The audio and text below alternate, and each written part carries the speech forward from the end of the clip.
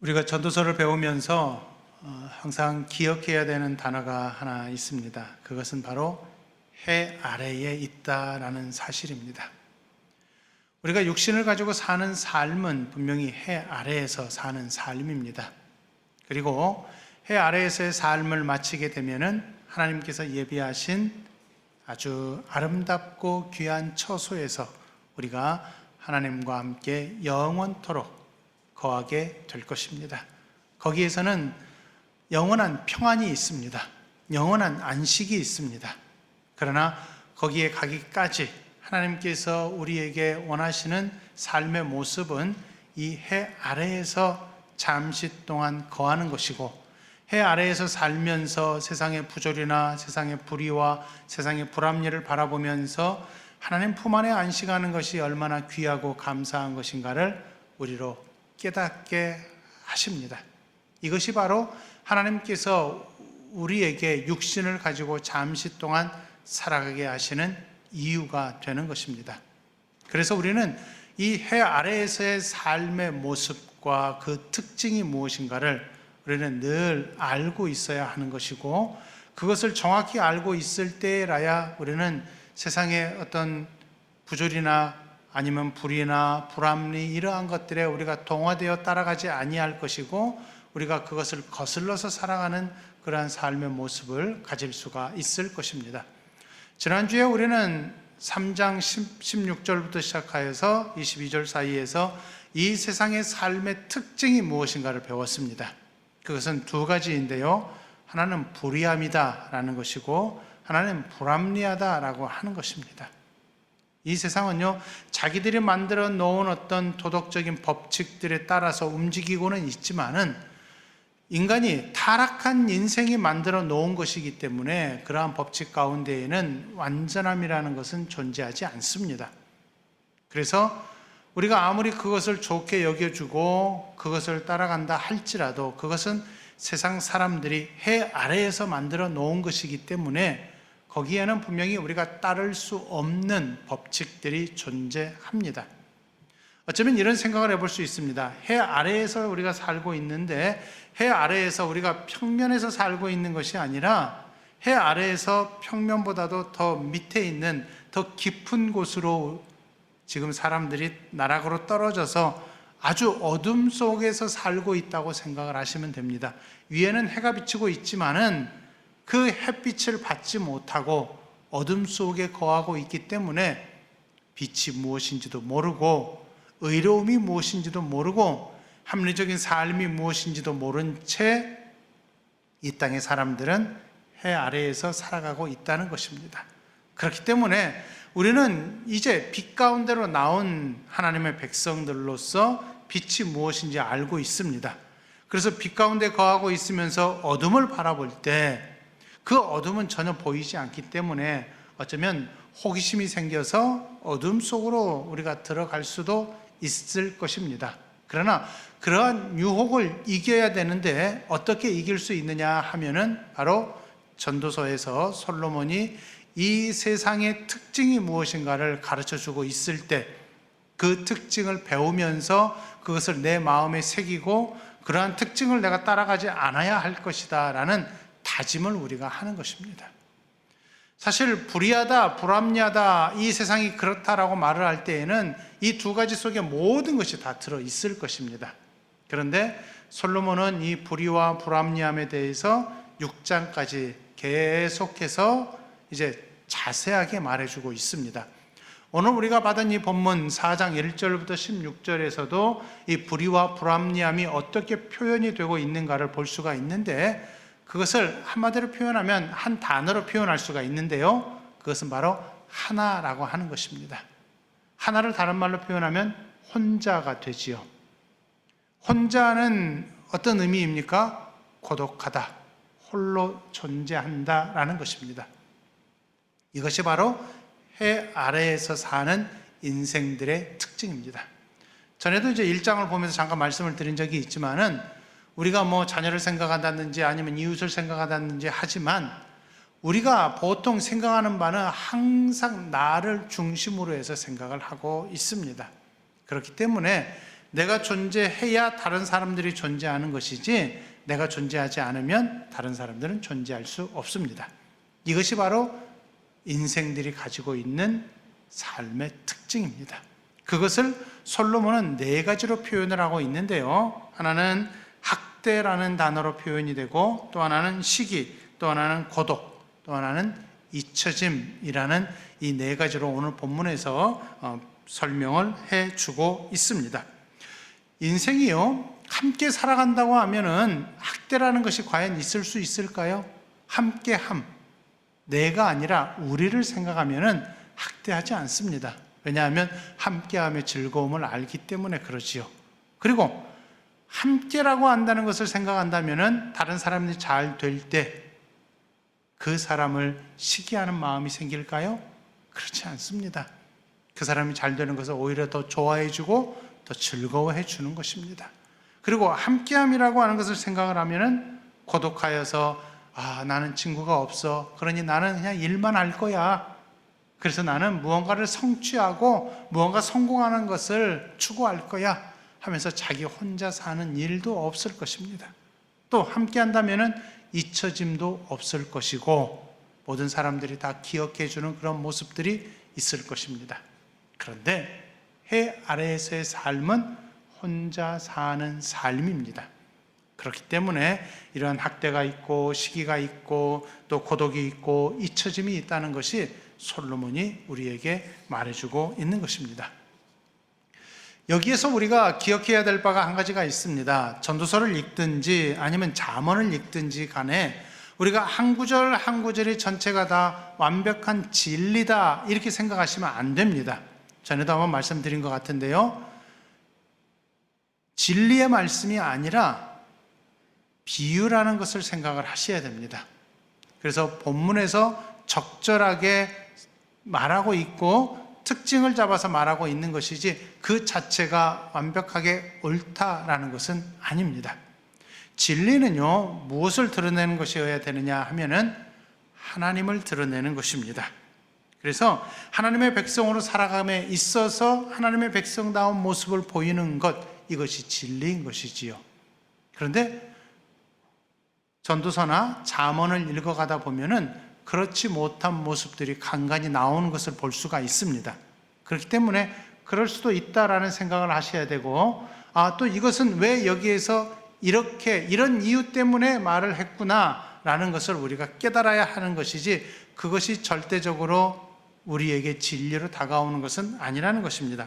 한 가지 예를 들어보면 그렇습니다. 출애굽기 23장 8절에 보면은요, 너는 뇌물을 받지 말라. 뇌물은 밝은 자의 눈을 어둡게 하고 의로운 자의 말을 굽게 하느니라 했습니다. 하나님의 말씀입니다. 뇌물을 받지 말라 했어요. 왜냐하면 마음을 굽게 하기 때문에. 하나님 앞에서는 분명하게 하나님께서 허락하신 것만 하라는 것입니다. 그래서 정직하게 살아야 되기 때문에 뇌물을 받지 말라고 하셨어요. 그런데 잠언 17장 8절을 보면은요, 솔로몬이 그렇게 말하고 있어요. 뇌물은 그 임자가 보기에 보석 같은 즉 그가 어디로 향하든지 형통하게 하느니라 했습니다. 자, 이것을 보면은 뇌물을 찬양하는 것 같아요. 그래서 인생이 살면서 다른 사람들에게 뇌물을 주어도 되지 않겠느냐라는 것입니다. 그러나 이것은 해 아래에서 타락한 인생이 사는 특징일 뿐이지 하나님의 백성이 행해야 할 바는 아니라는 것입니다. 이것을 염두에 두고 생각을 해볼 때에 잠언 17장 8절은 우리가 하나님의 말씀을 가지고 하나님의 백성으로 살아내는 데 있어서 적용해야 할 것이 아니라 이 말씀을 보면서 그래, 세상 사람들은 이렇게 뇌물을 주고받고 해. 그러나 우리는 하나님께서 말씀하신 것처럼 이 뇌물을 멀리 해야 돼. 이렇게 다짐하고 나가야 되는 것입니다. 그와 마찬가지로 오늘 전도서에서 말하고 있는 본문도 그렇습니다. 여기 보면은 2절에 보니까 그러므로 나는 아직 살아있는 산 자들보다 죽은 지 오랜 죽은 자들을 더 복되다 하였으며 3절에서는 이 둘보다도 아직 출생하지 아니하여 해 아래에서 행하는 악한 일을 보지 못한 자가 더 복되다 하였노라, 이 말씀을 하는데 이 2절과 3절의 말씀을 보면은요, 꼭 자살 방조하는 것만 같은 그런 느낌을 받기도 합니다. 그런데요, 9장 4절을 보게 되면은요, 산 개가 죽은 사자보다 낫다 말하고 있습니다. 그 말은요, 살아있는 것이 얼마나 값지고 복되냐라는 거지요. 두 가지가 대조가 되고 있죠. 여기서는 죽은 자가 더 낫다, 그러니 빨리 죽어라, 이렇게 말하는 것만 같고, 9장 4절에서는 그래도 살아있는 개가 죽은 사자보다 나으니까 좀 살아라, 이렇게 말하니까 무엇이 옳으냐라는 것입니다. 그런데 이 두 가지가 다 진리가 아니에요. 왜냐하면 진리는 하나님께서 우리에게 허락하신 인생의 기간이 있다는 것입니다. 어떤 사람이든지 이 죽음의 벽, 시간의 벽에 갇혀 있기 때문에 하나님께서 부르시면 그때 가야 돼요. 그러면 우리에게 주어져 있는 이 삶이라고 하는 것은 죽는다라는 것도 우리가 집중해야 하는 것이 아니고, 살아있다라는 것도 살고자 하는 욕망을 우리가 가져야 하는 것도 아니라, 이 세상 해 아래에서 사는 인생의 특징은요, 어느 때 보면은 죽는 것이 나을 때도 있고 어느 때 보면은 살아있는 것이 나을 때도 있다라고 하는 비유일 뿐이라 하는 것입니다. 이것을 꼭 내 삶에 바르게 적용을 해서, 꼭 적용해서 나 그래서 죽어야 돼, 전도서 4장 2절의 말씀처럼 죽는 것이 나으니까 나 빨리 죽어야 돼, 이렇게 생각하시면 절대 안 된다는 것입니다. 그리고 아까도 말씀드렸지만 9장 4절에 있는 말씀처럼 살아있는 개가 죽은 사자보다 나으니까 나 죽으면 안 돼, 꼭 살아야 돼, 이렇게 생각할 수도 없는 것입니다. 다만 이 상황에서 볼 때에 전도자가 왜 이 말을 하고 있는가를 우리가 그 의미를 파악해서 들어가야 할 것입니다. 1절부터 3절을 보게 되면은요, 전도자가 무엇을 말하고 있느냐 하면 인생의 특징이 학대라 말하고 있습니다. 이 땅에는 권력자들이 있고 권력자들은 학대를 일삼는다는 것입니다. 그리고 그 학대받는 사람들에게는 위로자가 없어요. 그러니까 학대를 받느니 차라리 죽는 것이 더 낫지 않겠느냐라는 것이지요. 이것이 바로 해 아래에서 타락한 인생들이 사는 삶의 방식인 것입니다. 학대하는 자리에서 위로자가 없으니 그 얼마나 힘들겠느냐라는 것입니다. 그래서 오히려 죽음이 더 낫지 않겠느냐라고 말을 하고 있는 것이지, 죽는 것이 진리다라고 말을 하는 것은 아니라는 것을 염두에 두셔야 됩니다. 이것을 통해서 전도자가 말하고자 하는 바가 무엇이냐 하면은, 해 아래에서 사는 이 인생의 특징이 무엇이냐 하면은 이러한 학대, 이러한 부조리함이 가득하다는 것입니다. 권력자는요, 자기밖에 모른다는 이야기입니다. 학대하면서 밑에 있는 사람들을 전혀 생각하지 않는다는 것입니다. 전도서를 시작하면서 제가 한 두세 번 언급한 것 같은데, 정치인들이 다 그렇지 않습니까? 솔직히 우리 생각을 해보자고요. 정치인들은요, 표를 위해서 시민들에게 아주 좋은 모습을 보이기를 원합니다. 그러나 표를 얻기만 하면 권력자가 돼버려요. 그러면서 시민들 생각하지 않습니다. 이게 바로 정치인들의 특징이에요. 그런데 우리는 어떤 생각을 하느냐 하면은, 이 정치인들을 향하여서 그래도 이 사람이 잘해주겠지, 아니라는 것입니다. 해 아래에서의 특징은 그들이 가지고 있는 권력을 통하여서 학대를 일삼을 뿐이라 하는 것이고, 이러한 부조리함이 가득하여서 인생이 살기에는 참으로 어려운 것이다 라고 솔로몬이 가르쳐주고 있는 것입니다. 4절부터 6절을 보게 되면은 해 아래에서의 삶의 특징을 시기로 잡고 있습니다. 왜 시기를 합니까? 어떤 사람은 자신의 재능과 능력으로 성공을 이루었는데, 어떤 사람은 옆에서 딱 팔짱을 끼면서 쳐다봅니다. 이 사람을 솔로몬이 누구라고 말하고 있습니까? 우매자라, 그렇게 말하고 있습니다. 우매자가 나사가지고 팔짱을 끼면서 시기합니다, 비방합니다. 그러면서 부러워하면서 저 사람을 깎아내리려고 애를 씁니다. 그러면 내가 그 사람을 부러워하면 내가 팔짱을 끼고 시기할 것이 아니라 내가 나가서 일을 열심히 해야 되잖아요. 그런데 또 일은 열심히 안 해요. 참 이상합니다. 남을 깎아내리기 바쁘지 자기가 나가서 일을 하지 않아요. 이것이 바로 이 땅에서 사는 우매자의 특징입니다. 특징이라 하는 것입니다. 그러니까 6절에서는 뭘 말하고 있습니까? 두 손에 가득하고 수고하며 바람을 잡는 것보다 한 손에만 가득하고 평안함이 더 나으니라 했습니다. 이 땅에서 살면서 시기를 받느니 비방을 받느니 그냥 적당히 만족하며 적당히 성공하며 사는 것이 더 낫지 않겠느냐라는 것입니다. 이것도 비유에 해당합니다. 비교하는 것이지요. 꼭 그렇게 해야만 한다는 것이 아닙니다. 마치 잠언 30장에 보게 되면 아굴의 잠언이 나오는데 하나님 저를 부하게도 마옵시고 가난하게도 마옵소서 이렇게 아굴이 기도하잖아요.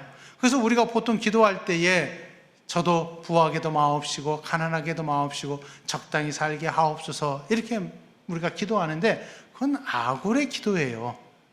우리의 기도는요, 하나님 저 좀 부하게 해주십시오 라고 기도할 수도 있어요. 왜냐하면 그것을 감당할 만하면 그렇게 하셔도 된다는 것입니다. 여기서도 마찬가지예요. 내가 양손에 모든 것을 움켜쥐고 수고하는 모습을 보일 때 내가 다른 사람들의 학대나 시기나 비방이나 그러한 모든 모습들을 내가 충분히 감당할 수 있다면, 그럴 여력이 있다면 내가 두 손에 양손에 가득 가지고서 성공하셔도 돼요, 이 말입니다. 그런데 일반적으로 그렇게 못하게 생겼으면 그냥 한 손에만 잡고 적당히 성공하고 적당히 만족하며 살라는 것입니다. 그래야 세상 사람들로부터 비방을 받지 아니하고 저 우매자가 나를 향하여서 이렇게 시기하는 모습을 보이지 않을 것이 아니겠느냐, 이런 생각이라 하는 것입니다. 이것이 바로 솔로몬이 우리에게 권면하고 있는 것입니다. 그리고 7절부터 12절에서는 뭘 말하고 있느냐 하면은 이 땅에서 고독한 자가 성취하고자 애를 쓰지만 그것도 헛되다는 것입니다. 이 고독한 자의 친구는 누구입니까? 세상 사람이 아니라 성취함, 성공이 자기의 친구가 돼요. 그러다 보니까 자기가 이루어 놓은 것을 자기가 누리지도 못하고 누가 누리게 됩니까? 다른 사람들, 모르는 다른 사람이 그것을 누리게 된다는 것입니다. 그러니까 적당히 그 고독을 벗어나서 적당히 다른 사람들과 함께 사는 것이 낫지 않겠느냐 하면서 9절부터 12절에서는 함께함이 좋은 것에 대해서 말하고 있습니다. 두 사람이 한 사람보다 낫다. 그리고 넘어지면 하나가 일으켜 줄 것이 아니겠느냐. 두 사람이 함께하면 따뜻하지 않겠느냐. 세 겹줄은 쉽게 끊어지지 않는다. 이런 식으로 말을 하면서 함께하는 모습이 더 아름답고 거기에 따뜻함이 있다고 말하고 있는 거예요. 그러나 세상은 그렇지 않다는 것입니다. 그리고 13절부터 16절에서는 무엇을 말하고 있습니까? 이 세상의 사람들은 다 잊혀진다고 말하고 있습니다. 13절을 보면은 가난하고 지혜로운 젊은이가 한 사람이 나오지요. 그리고 늙고 둔하여 경고를 더 받을 줄 모르는 왕이 나옵니다. 이 왕은요, 오랫동안 이제 왕 노릇을 해왔어요. 14절과 15절을 보게 되면은 그가 가난하게 태어났고 그가 감옥에서 나와서 왕이 되었습니다. 그리고 그가 왕이 된 이후에 많은 사람들이 그를 추종하여 15절에서 다닌다고 했는데, 이 왕이 이제 늙고 둔하여지니까 그 뒤를 이어서 누가 왕이 됩니까? 가난하고 지혜로운 젊은이가 왕이 되니까 늙고 둔한 왕을 잊어버린다라고 하는 것입니다. 16절에 보면 그렇게 돼 있죠. 그의 치료를 받는 모든 백성들이 무수하였을지라도, 늙고 둔한 왕에게 치리를 받은 자들이 많았지만 그 후에 오는 자들은 그를 기뻐하지 아니하리니 이것도 헛되어 바람을 잡는 것이다 말하고 있습니다. 마치 누구와 같으냐 하면은 창세기에 나오는 요셉과 같습니다. 요셉이 꼭 이렇게 잊혀졌다라고는 말할 수는 없겠지만은 요셉도 어떤 사람입니까? 그러니까 총리가 되었어요. 그래서 애굽 전역을 다스렸습니다. 그런데 출애굽기 1장 8절을 보면은요, 요셉을 알지 못하는 새 왕이 일어나 애굽을 다스리더니 이렇게 기록하고 있어요.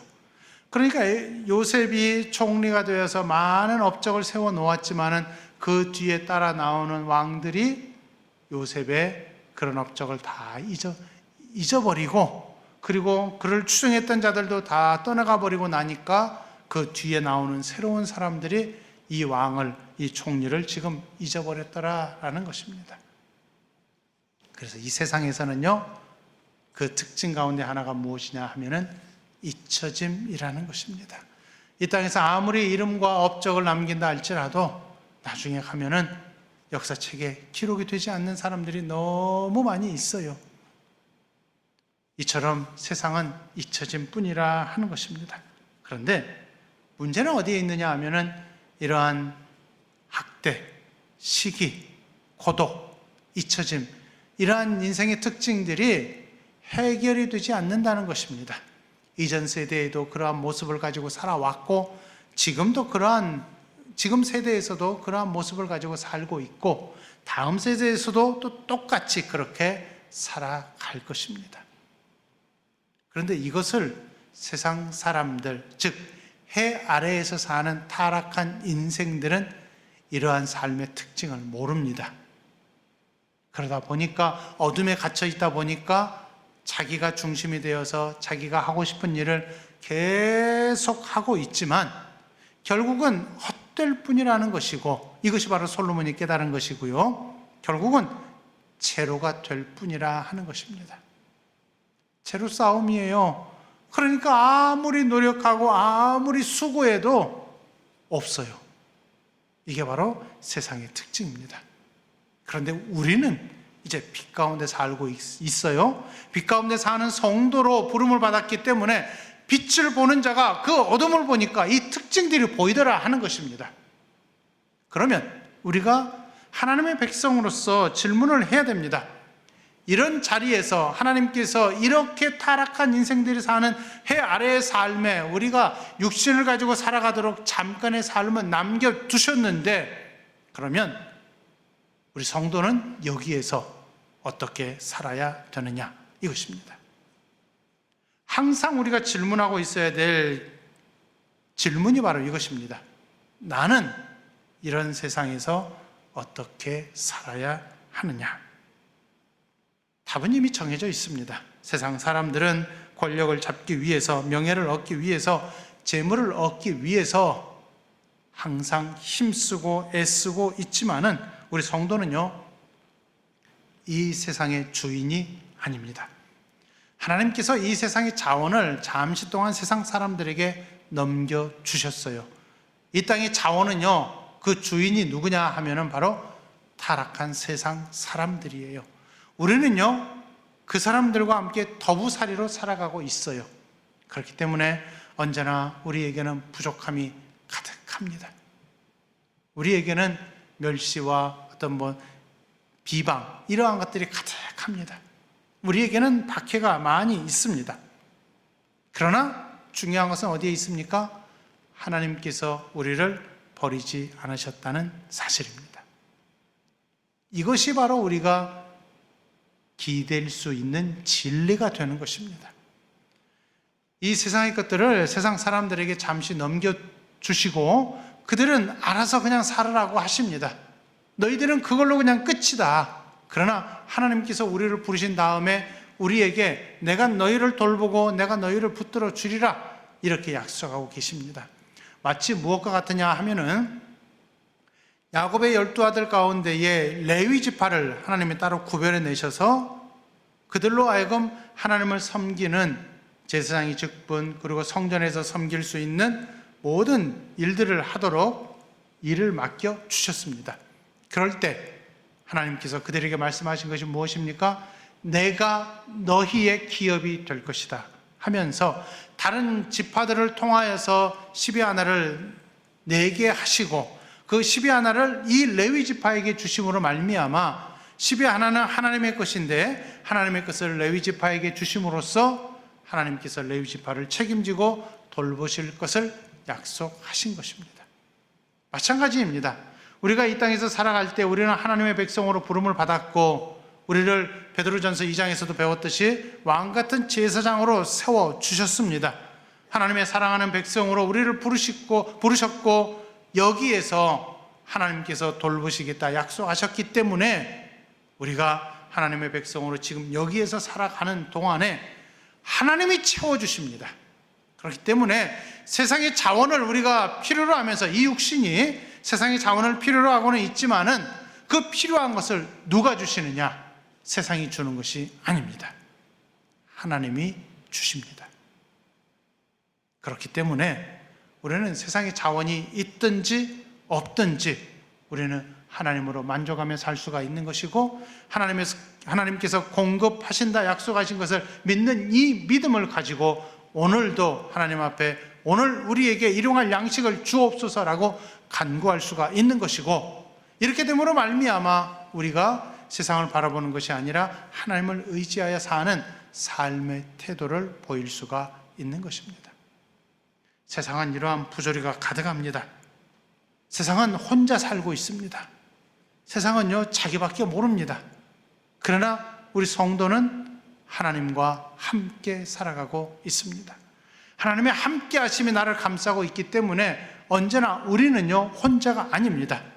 항상 함께라는 의미를 우리가 늘 파악하고 있어야 되는 것입니다. 그래서 처음에 말씀을 드렸잖아요. 함께 하면은요, 학대가 있지 않아요.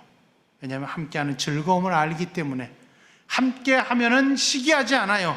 왜냐하면 함께하면 남이 잘 되는 것을 우리가 즐거워할 수 있기 때문에 그렇습니다. 함께하면 절대 고독하지 않습니다. 함께하면 잊혀지지 않습니다. 우리가 지금 이 자리에 들어와 있다라고 하는 것입니다. 그래서 우리는 혼자가 아닙니다. 그래서 우리는 하나님과 함께하고 있고 또 하나님의 백성으로 부름을 받은 성도들과 함께하고 있다는 것을 여기에서 언제나 기억을 하셔야 됩니다.